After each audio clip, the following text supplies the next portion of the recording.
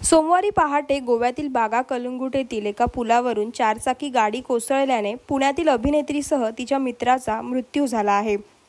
अपघात होऊन गाडी खाडीत कोसळल्यानंतर गाडी सेंट्रल लॉक झाल्याने संबंधित अभिनेत्रीच्या आणि तिच्या मित्राच्या नाकातोंडात पाणी शिरून दुर्दैवी मृत्यू झाला।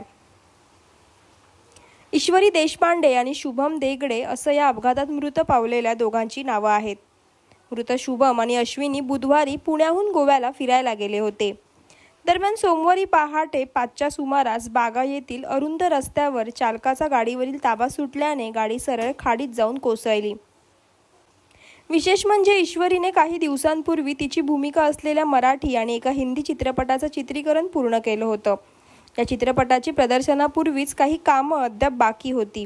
ईश्वरीला लहानपणापासूनच अभिनय क्षेत्रात करिअर करायची आवड होती, त्यामुळे ती या क्षेत्राकडे वळली होती।